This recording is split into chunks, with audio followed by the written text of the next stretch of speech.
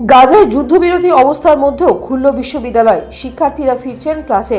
ফিলিস্তিনের গাজায় যুদ্ধবিরতি কার্যকর থাকায় স্বাভাবিক শিক্ষা প্রতিষ্ঠানগুলো ধাপে ধাপে চালু হচ্ছে। যদিও কিছু জায়গায় ইসরায়েলি সামরিক হামলা চললেও এখন আগের মতো ব্যাপক বিস্তৃত ও নির্বিচার হামলা থেকে মুক্তি মিলেছে।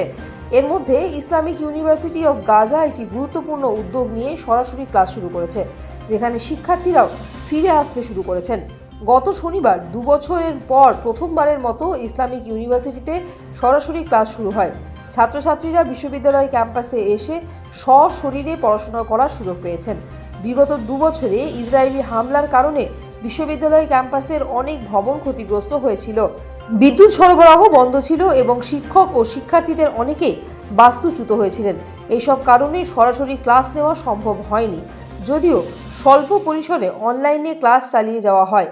এখন ধ্বংস হওয়া ভবনের ধ্বংসস্তূপ আংশিক সরিয়ে সেখানে ক্লাস নেওয়ার ব্যবস্থা করা হয়েছে। বিশ্ববিদ্যালয়ের প্রেসিডেন্ট আসাদ ইউসেফ আসাদ আল জাজিরাকে বলেন, আজ একটি ঐতিহাসিক দিন।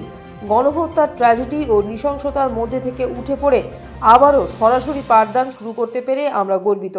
বিশ্ববিদ্যালয়ের টিকে থাকা ভবনগুলো এবং ক্যাম্পাসের খোলা জায়গায় হাজারো বাস্তুচ্যুত ফিলিস্তিনি আশ্রয় নিয়েছেন। তাদের জন্য বিকল্প আবাসনের ব্যবস্থা করার অনুমতি ও সহযোগিতার জন্য সংশ্লিষ্ট কর্তৃপক্ষের কাছে আবেদন করা হয়েছে। গাজার সরকারি গণমাধ্যম জানায়, ইসরায়েলি হামলায় গত 2 বছরে গাজায় প্রায় 165টি শিক্ষা প্রতিষ্ঠান সম্পূর্ণ ধ্বংস হয়েছে এবং আরও 392টি প্রতিষ্ঠান আংশিক ক্ষতিগ্রস্ত হয়েছে।